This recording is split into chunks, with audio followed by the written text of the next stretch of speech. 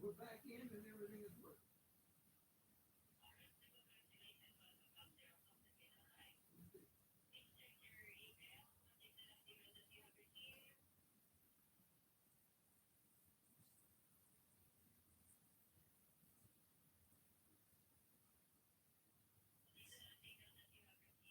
Tell us about your experience.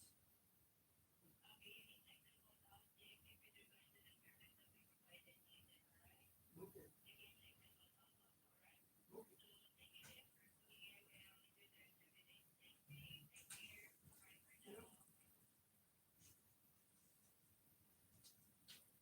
See?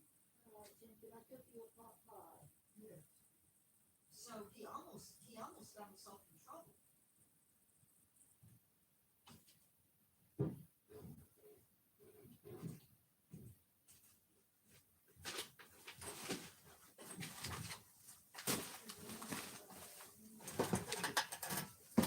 Sorry, guys. It just started.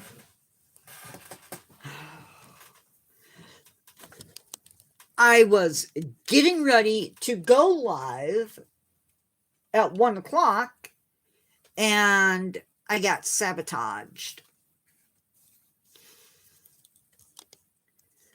I will fill you guys in later tonight. It was out of my control. Not by choice. Or actually, I can do it this way. Oh wait, Kira, you don't have access when you're online to your accounts. Yeah, it was okay. A little bit chilly at the end, but it was good.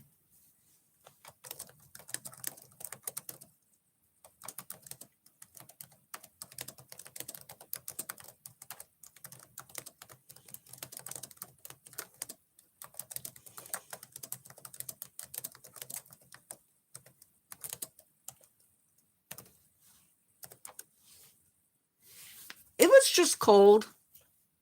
I didn't know if you could like see. Well, yeah, you can because I can. To see the text that I sent, or not the text, but the message from your. It's okay. Um, I'm a little bit. My mind is a bit frazzled. You got it. That's what I was worried about. My brain slipped and it's been a day. Hi, Oscar. I didn't see you slip in. I'm sorry.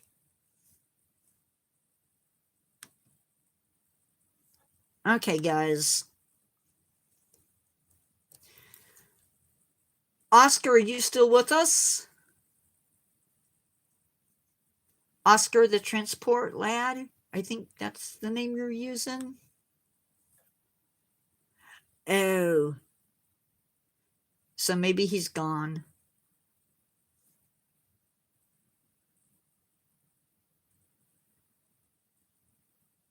Okay, so I'm going to get started. I apologize for being late. Snake venom is an absolutely amazing of nature. Believe it or not, it is I even looked frazzled. It is an adapted form of saliva. And its main job in this biological arms race, thank you, I think it's Jurassic Park-ish, is to immobilize the snake's prey, and it's involved in the digestion of said prey, but it can also be used for self-defense. Some snakes have super venom, meaning it is way too powerful, or seemingly too powerful. I just want to add in that out of the 3,000 snake species that are out there or more, there's between 600 to 750 venomous snakes. But that number, it sounds really big and bad, until you consider it can be, yes. There are only around 200 to 200. Sorry, I get disconnected. There's only between 200 to 250 of those 750 venomous snakes that are actually dangerous to humans. No. Yeah. So I don't know what's going on. Now, when it comes to venom, they are a mix of compounds, enzymes, and proteins that come together to do a job. The three main types, or four main types, that we're sort of going to talk about really briefly, because I want to talk about some other stuff related to venom and venomous snakes. They are neurotoxic, hemotoxic, cytotoxic, and myotoxic. Now, the neurotoxic venom, if you break that down, nervous system. So it slams the brain and the nervous system, basically paralyzing for the majority of these snakes. An unaliving from one of these snakes can happen within 30 minutes. So, got to be quick. Hemotoxic venom disrupts blood clotting and, in many cases, systemic internal bleeding. So if you get bit by like a boom sling, you're going to have a problem with your blood clotting. You're going to have problems with bleeding from everywhere, literally. Cytotoxic venom affects the cells. This is going to come with a lot of pain and leads to tissue necrosis, which means tissue death. Now, there is a fourth kind of venom called myotoxin, and myo is muscle, so it attacks the muscles. It can lead to severe pain, and it paralyzes the muscles. So if there's anything I hope that you've learned from watching my videos, is that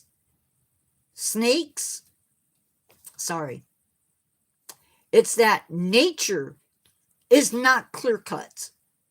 There are always rule breakers everywhere in nature, if you know where to look. So some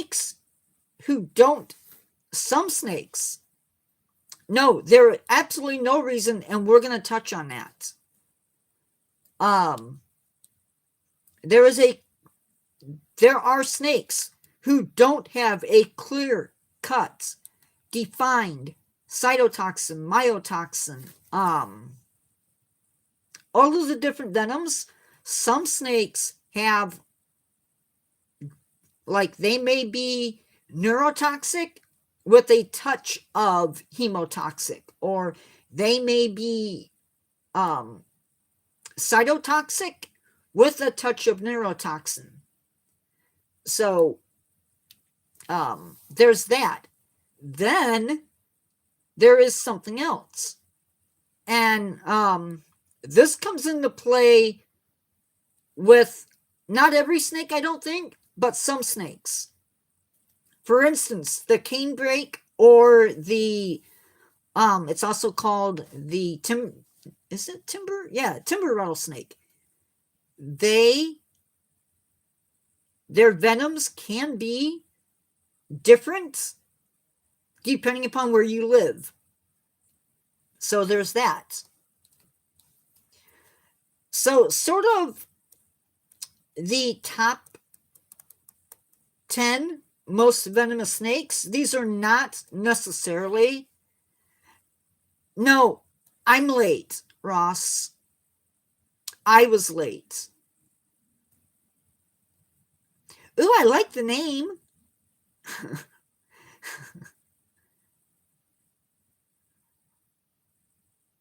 Oh, no.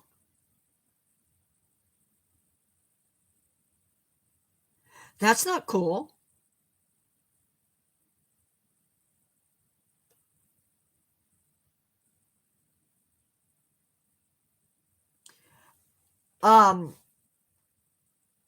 So these are not necessarily correct, but this is one list that I saw when I was looking stuff up. So sort of the top 10 most venomous snakes. Clearly, these are not necessarily the top 10, but Western taipan, sea snakes, coastal taipan, king cobra, banded krait, saw-scaled viper, eastern tiger snake, boomslang, habu, which is a Japanese venomous snake, and black mamba.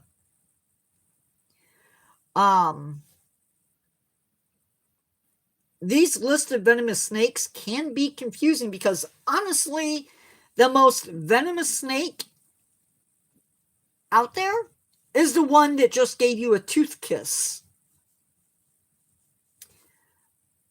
Venomous snakes are out there. That is, I don't think anybody's going to argue that fact. But what is false is that they are not monsters. They basically are out there looking for food, and you are not food. It is, and here's the problem with these lists. Sometimes the most dangerous snake is the one that bites the most people.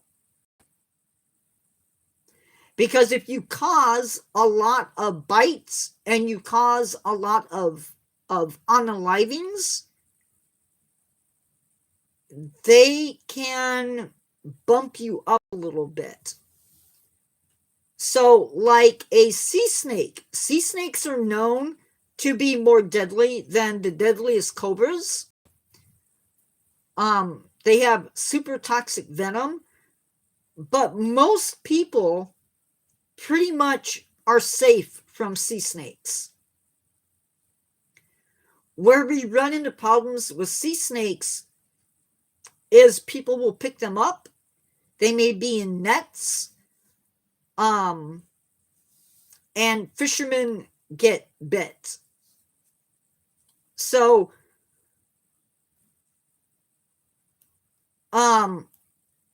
it is very interesting how it can be used for medicine. And a lot of them are being used for medicine. And I'm sorry, I did not spend a lot of time with that aspect of venom because I wanted to hit on some other stuff. A lot of times, people are just going to be in the wrong place at the wrong time. Still, many people, I'm sorry, I'm going to say this. I am not disrespecting anybody on here, but a lot of us, I'm sorry, are just stupid. We do stupid things around snakes. And because we do those things, we get bit. Maybe you're not paying attention to where you're at. Maybe you decide, oh, I'm going to buy myself a pet snake because I saw this guy do it. And then you decide, well, if he can handle it this way, I can handle it this way. And that can get people hurt. Because what happens is every snake is different. No snake is going to necessarily behave the way that we think they should. Just like not every tarantula is going to behave the way that they should. And that's the other problem. And we're going to talk about that too, D-Man. There are things that you need to do to maybe protect yourself. You don't want to be that person that is a stat. You don't want to be a statistic. So here are some hints. These are my hints. But I think they're good hints. 1, see a snake. I don't care if it's venomous, non-venomous, a constrictor. Give them space. You don't have to be on top of them. In fact, if you are on top of them, we need to have a serious talk because if you give them room, they are going to go away. More than likely. If you are close enough that you can hear the rattle, theoretically you're too close. Back off. Give them that chance to get away. The other thing you can do is don't put your fingers where you can't see them. So if you're in the desert and you go to lift up a rock, but you do it from the back where you can't see what's back there, that's a problem.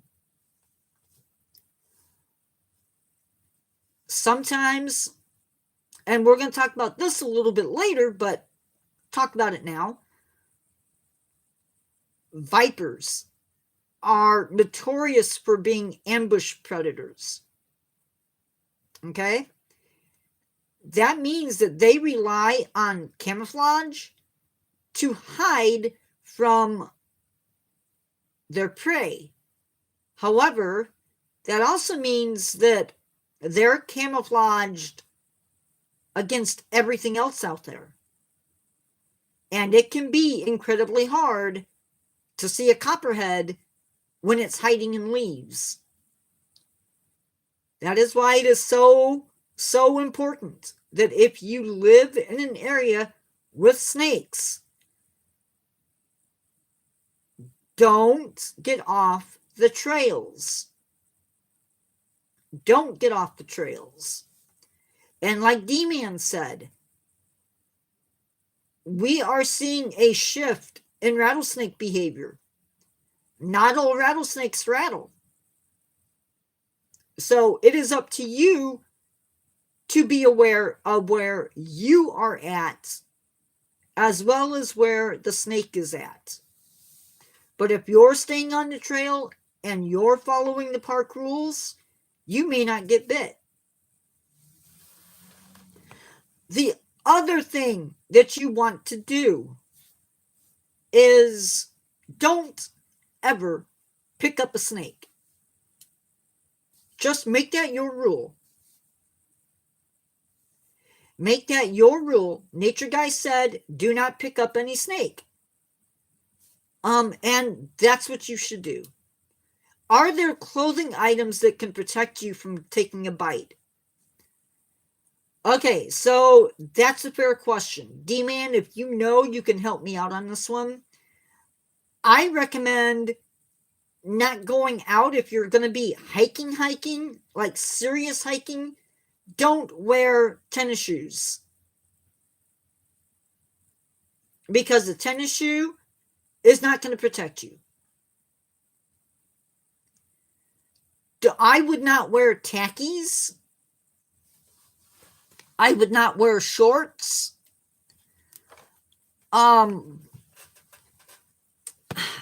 Blue jeans may or may not protect you.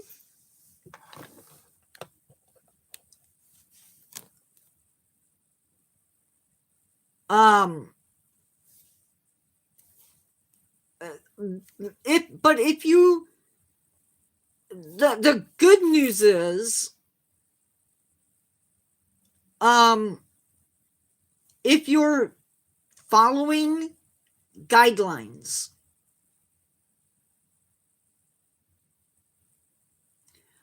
and you're paying attention to where you're at, snakes don't want to be around you. Believe it or not. I know that's hard sometimes to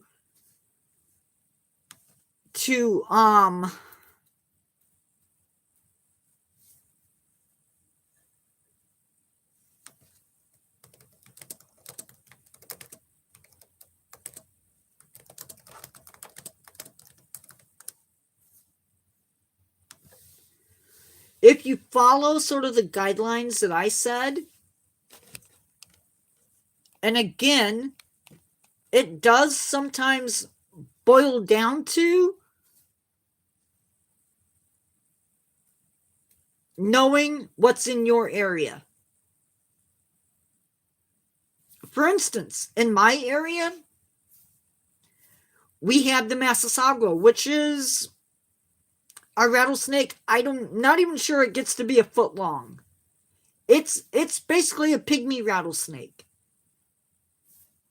But it is a rare rattlesnake. So rare, in fact, that park rangers in both the national park in my area and people in rangers in both the national park and the state park that are close by have never seen them. So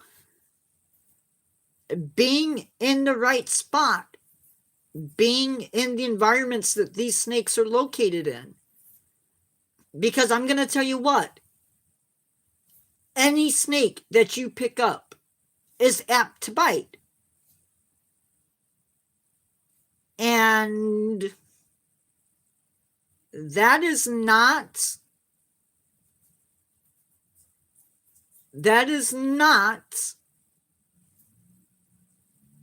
their fault. If you pick a snake up and it bites you,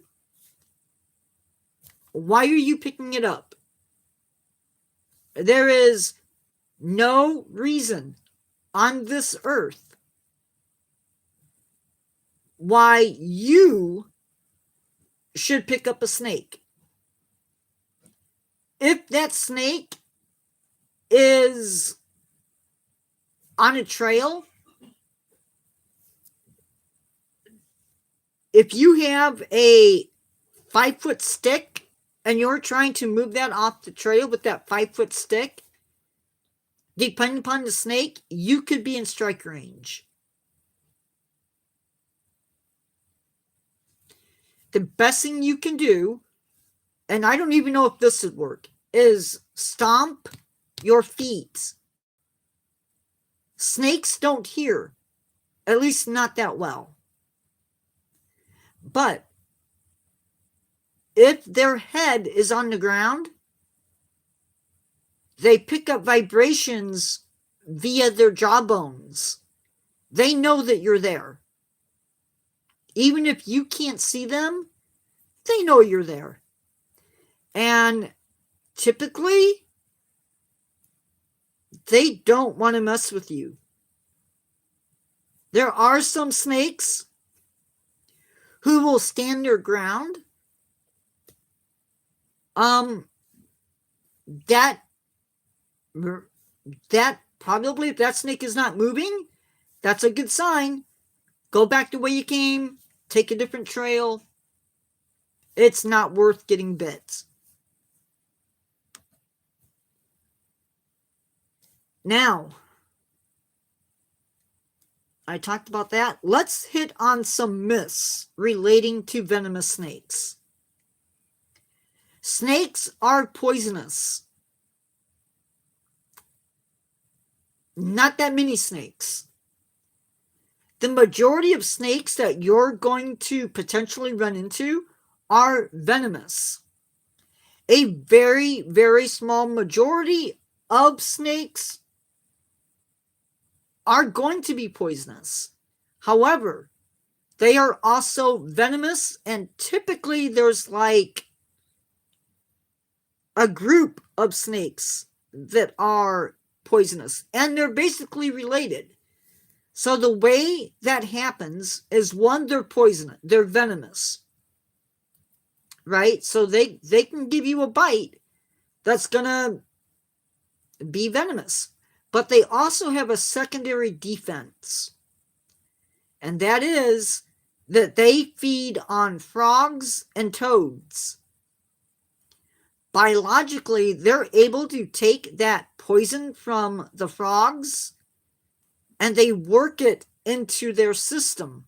And so when these guys are threatened, they will secrete the poison from their scales. They will actually act in a way that puts that poison right where it needs to be, so that if you're a predator, that's what you're going to get first. You're going to get that poison. But overall, snakes are venomous. And remember, venom has to be injected, either from a sting or a bite. Let me see if I can give you, I think they're called keelbacks.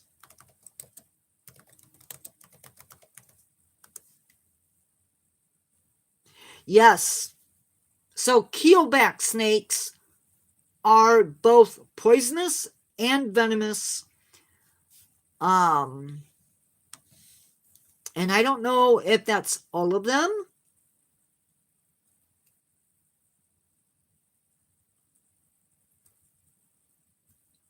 So that is something. They don't eat poison dart frogs. But there are, like, toads produce poisons. And some other frogs also have poison. These guys live in Asia. And they're able to eat that and then use it for their protection. Yes, other animals do this too. There is a sea slug that feeds on Portuguese man o' war, and they can actually take that poison, and they take in the nematocyst and are able to biologically use it for themselves. And there are other animals that do this as well. So, second thing I want to talk about. All snakes are aggressive and dangerous. That is not true.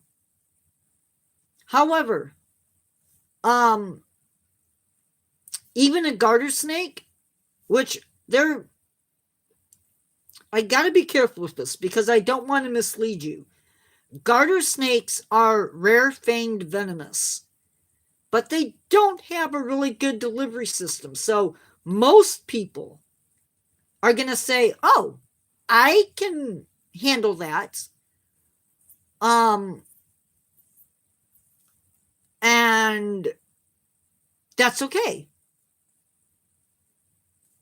It's garter.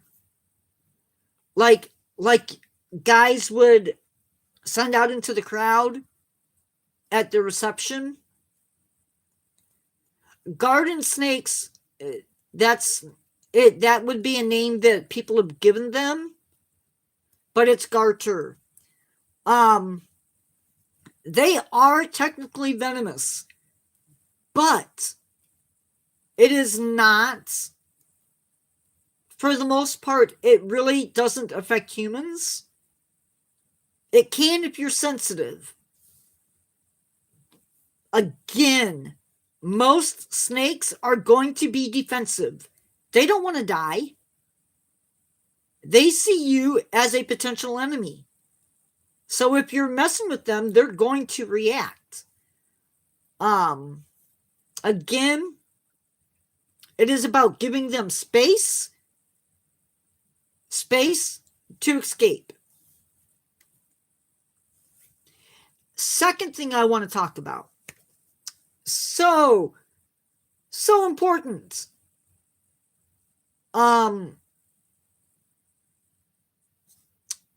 You cannot tell a venomous snake based on their coloration and the shape of their head. That is not a myth.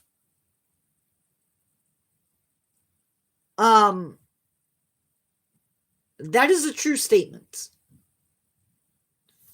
Believing that you can tell the snake based on the shape of the head or its coloration, that's the myth. In the United States, we have people who will look at any water snake, and assume it's a cottonmouth. That, not true. Not all venomous snakes have, not all venomous snakes have a rectangular head.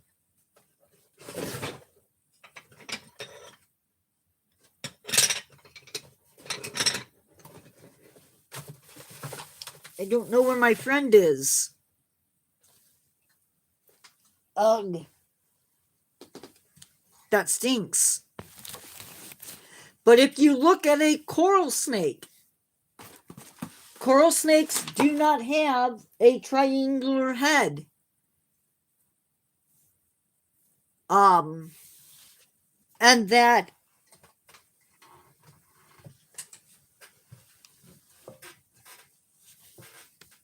I don't know what I did with it.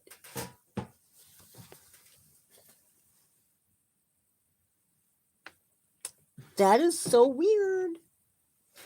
But anyway,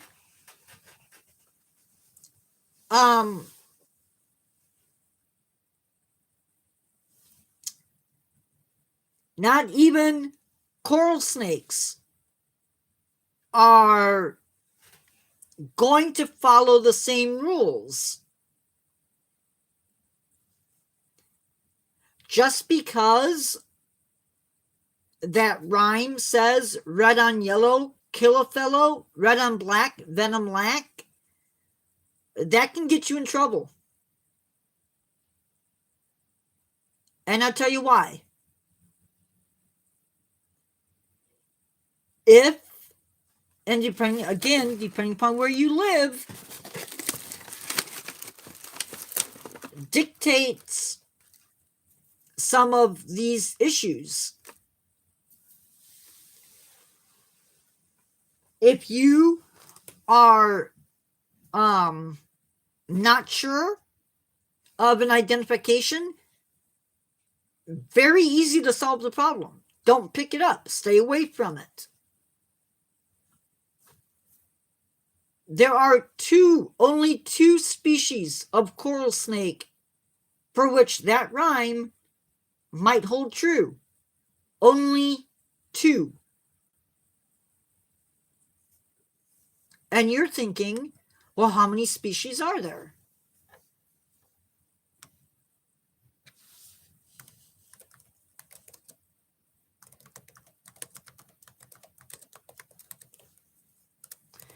And I'm going to tell you that I have to look that up.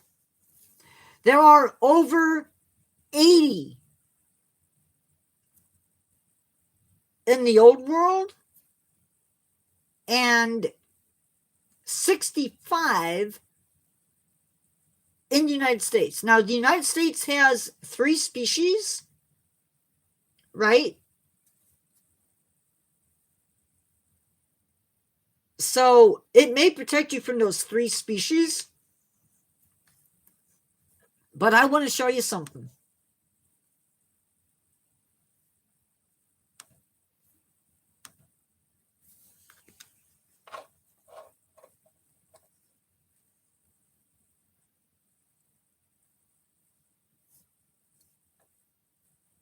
Remember our... So if red is on yellow,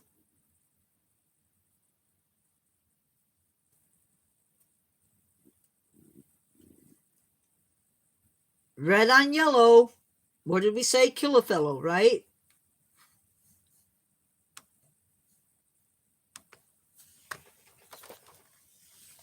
So here, this is an eastern coral snake, and you can see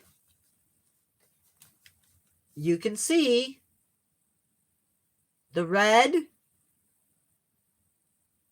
is on yellow.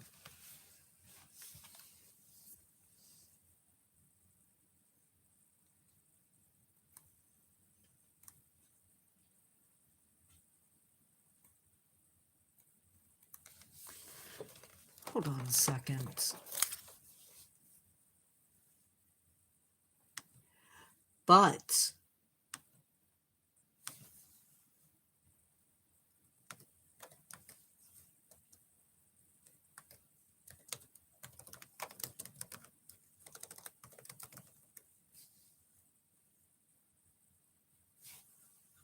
I'm hoping... So this is the Texas coral snake. He looks a lot like the eastern. Again, that yellow touches red. But honestly, I struggle sometimes. I struggle with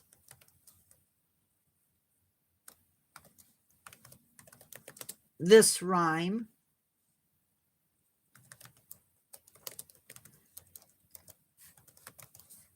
because when I look at the Arizona coral snake, oops,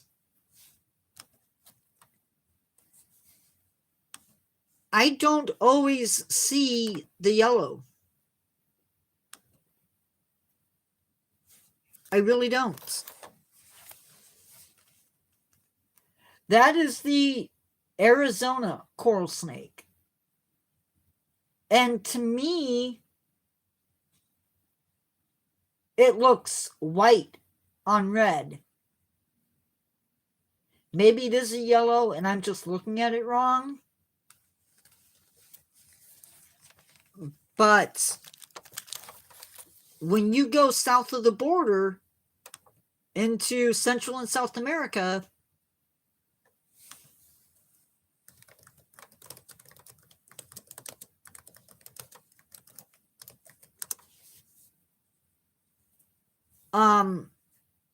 coral snakes can look very, very different. Like this guy.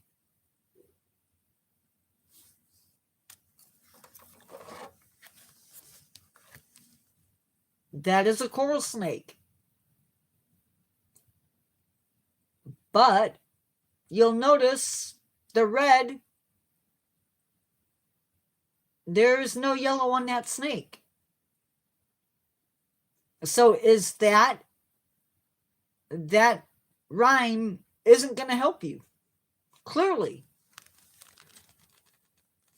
So you sort of have to, again, if you're going to travel, know what's there.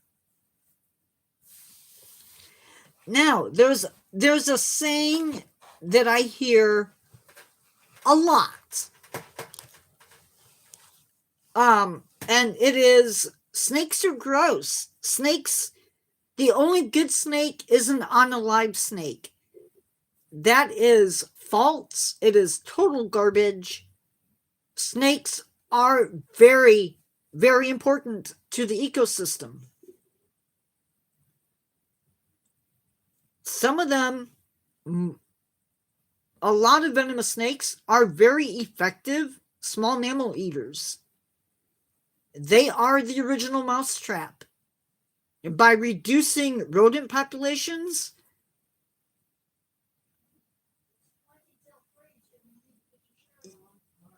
yeah, I try not to say it because some places, some of the apps that I use don't like it.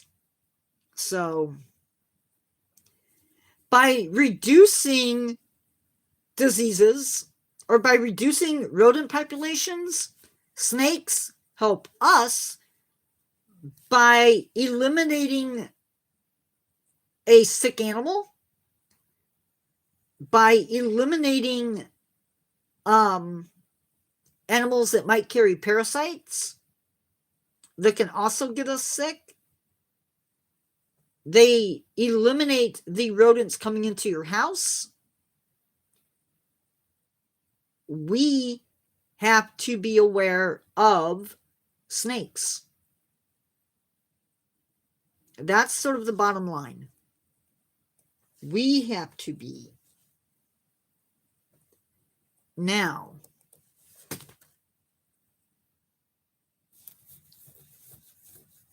my brain needs to work for a second.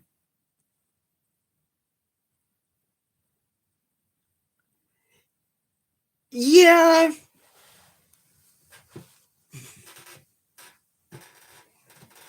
I don't believe in trigger warnings, but on the other hand,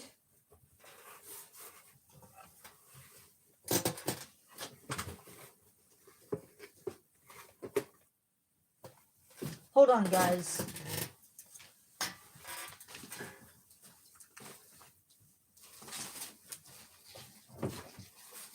I need my friend for this next part of the live.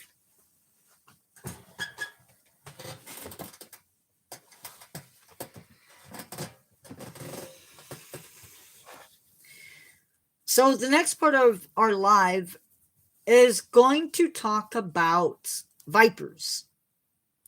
Now, the majority of our venomous snakes in North America are vipers.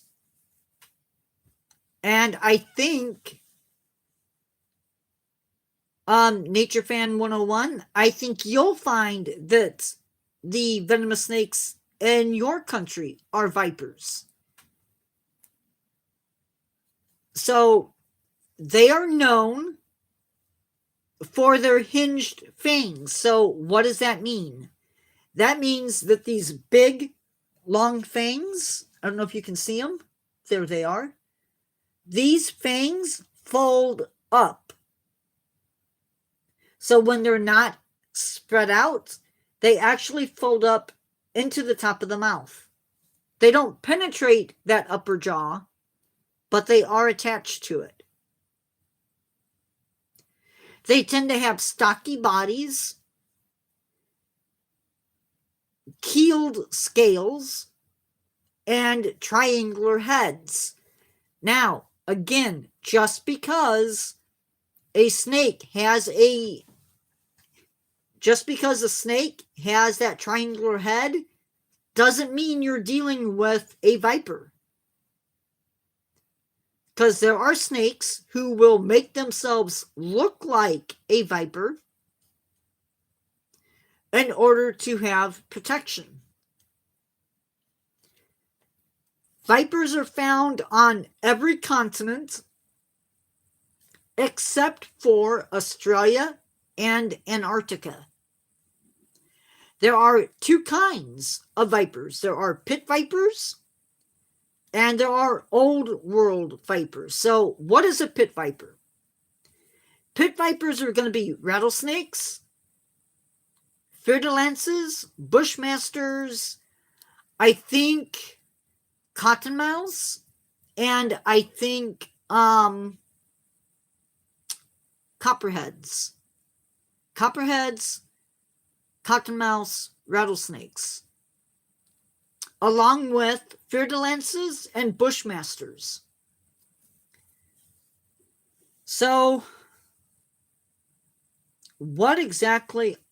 Now, if we're talking old world, we're talking adders, we're talking rhinoceros vipers, gaboon vipers, and a lot more. What you may not know is that pit vipers do not lay eggs. Now, there might be some rule breakers out there, but the majority of our pit vipers do not lay eggs. They give live birth. But why do we call them pit vipers?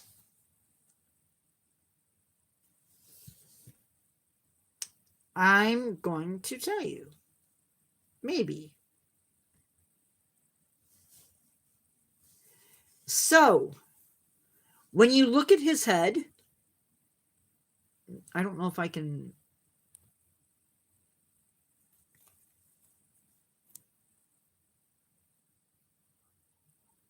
Okay. So here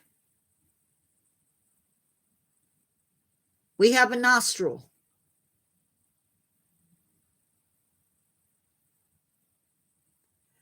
And then, so right there we have the nostril right above my finger. My finger is actually right above it.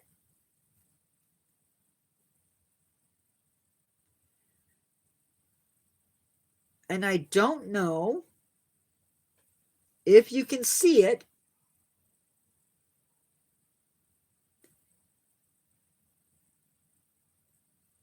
but the pit is located halfway between the eye and the nostril. So on my snake, the pit is right above my finger. And yes, it is a heat detecting pit. And it basically gives the snake a superpower. And yes, YouTube and people watching my video, this is a fake snake. It's a toy. I would not be handling a snake like this. I'm not dumb.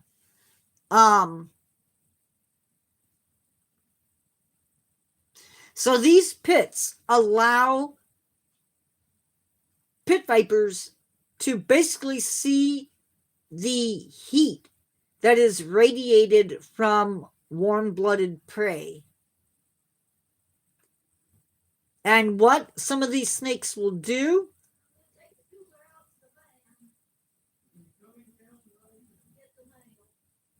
is they will bite and release. They're able to do that so that I'm guessing the reason they do that is so that they don't have to fight the prey.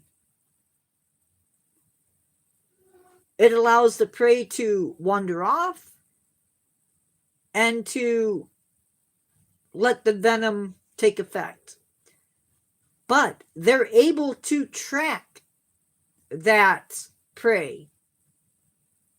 So that's one of the reasons that we have the heat pits. It lets them not only find the prey, but it allows them to track it as well.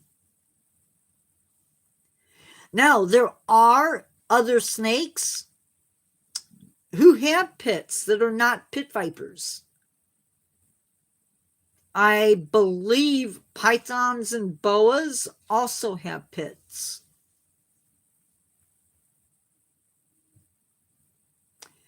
The majority of these snakes are going to be ambush predators. So what does that mean? Well, that means that they're going to be lying around in the leaves waiting for food to come to them. So if you're out there and their coloration, their pattern is designed to sort of make them look invisible. I can tell you copperheads can be really, really hard to see in leaves. So if you're out and about and you see one of these snakes, don't move closer. Give them space. I'm going to say that a lot. So what are the advantages for these snakes being a ambush predator? There are several reasons why. It allows them to conserve energy. Because if you don't have to, well, let's put it this way. If you're hungry and nothing in your kitchen looks good, you can call to have food brought to you. So you can sit in your chair, order the food, it'll come, and all you have to do is go open up the door. Now you might have to heat it up. Versus going into the fridge, chopping everything up, and preparing it. Because depending upon what you ordered, it could take an hour before you actually get to eat. No biggie. I get it. I wish I could do that. But I'm not going to. Because it's neither here nor there. So they're able to save energy by not going in search of food. They are also nocturnal in many cases. That being said, just because they're nocturnal, they're going to be resting on the ground. Potentially, they pick up vibrations right in here. That's sort of how they hear. And they may still be out during the day. You just need to be aware.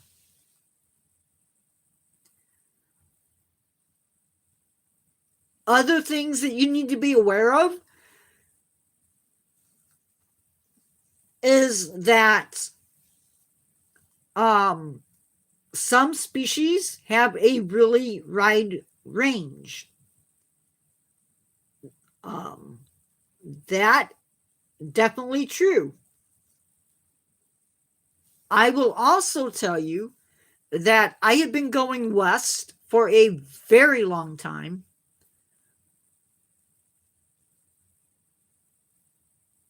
They are the largest in the United States, but they are not the largest pit viper.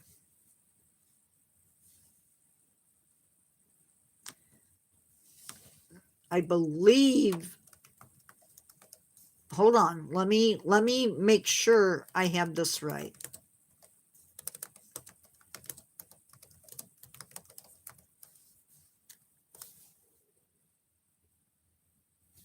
Okay, so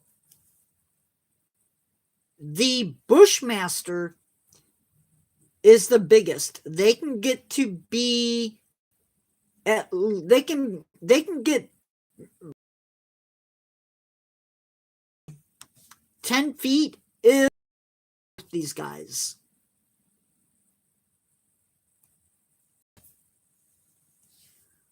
Hatchlings are a foot.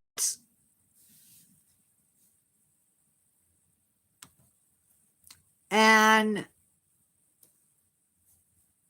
what's sad about pit vipers, or what's sad about Bushmasters, is they don't rattle. They don't have a rattle. They look like a rattlesnake, but what they will do is they will be in the bush, meaning around in leaf litter, whatever, is they will rattle their tail. They will vibrate their tail in the leaves. So you have to be listening for that. Another really cool things that vipers do, and pit vipers as well, is they will do what is called caudal luring. And basically what that is they will take their tail and flick it. Make it look like a worm. And when prey comes along, all they have to do is bite it. Now that brings up another myth. Do baby snakes have the same amount of venom as their parents? And the answer is no. That being said,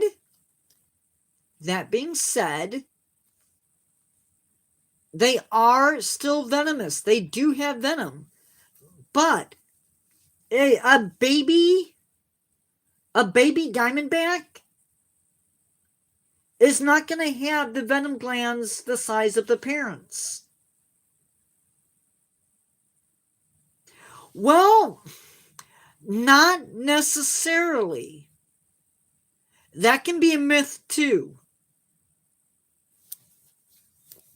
Snakes absolutely can control the amount of venom that they put out, even babies. So, my suggestion, again, you're going to hear me say this a lot today, don't pick up snakes. Leave them alone. Because a snake can deliver a dry bite.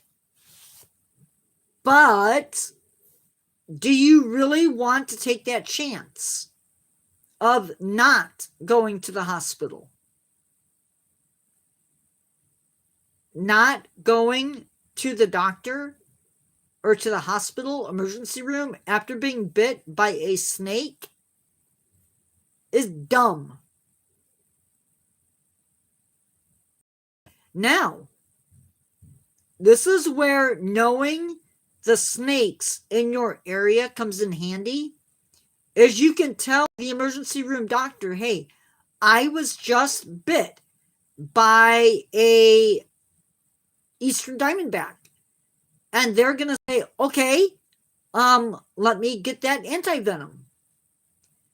That being said, guys, there are some snakes we do not have anti-venom for. It's gonna hurt. Oh, it is going to hurt. That is not a lie. But guys, don't get bit to begin with. Problem solved. And I know I make that sound so easy. And I will, you guys can't see me. No. That is also not true necessarily. There are snakes that when they bite you, you're not going to feel it. So I think we'll get into those when we talk about elapids. And we're going to do that tonight.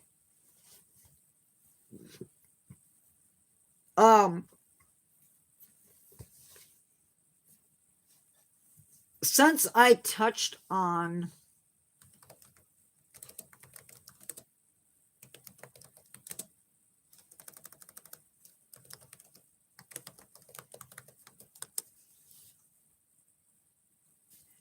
so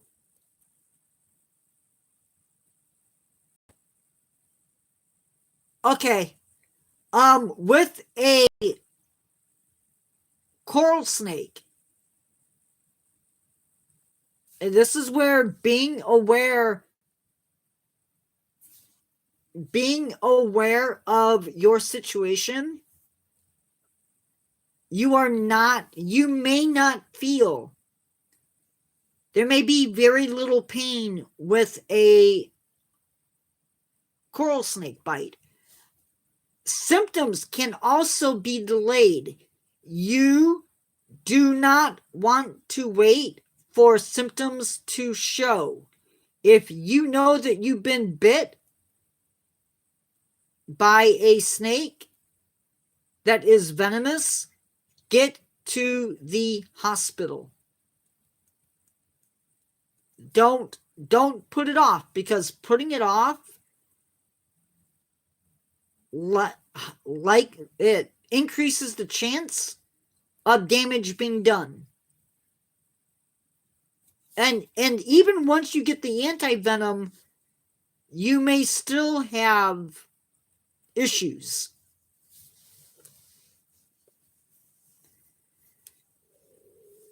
It is a race. Now, some places, a lot of places are going to have the anti-venom for the snakes in their area. My favorite Christmas song is Holy Night. Oh, Holy Night.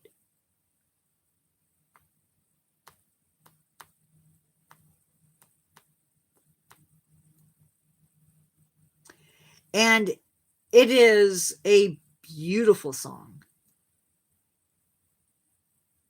I like the classic Christmas songs. Not that, other Christmas songs aren't beautiful. I also like Matteo Bocelli, Andre Bocelli, and the sister-daughter sings it too, or is in it. It's called The Greatest Gift, I think, and it's really good. So yeah, know the snakes in your area. Oftentimes, hospitals may also have the anti-venom for snakes, maybe at zoos, but a lot of zoos tend to carry the anti-venom for the snakes they have on exhibit. And in case you're wondering, zookeepers do sometimes take bites, but a lot of times they also will be handling snakes differently than we do. Okay. So guys, I'm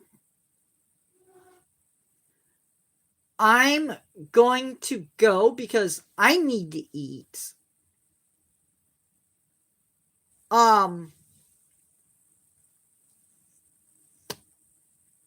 I think let me make sure before we leave. Let me make sure I've covered everything.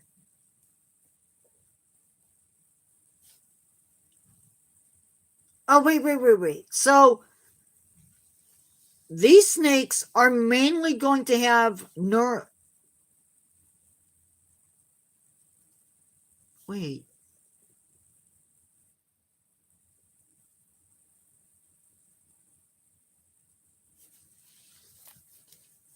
Hold on a second.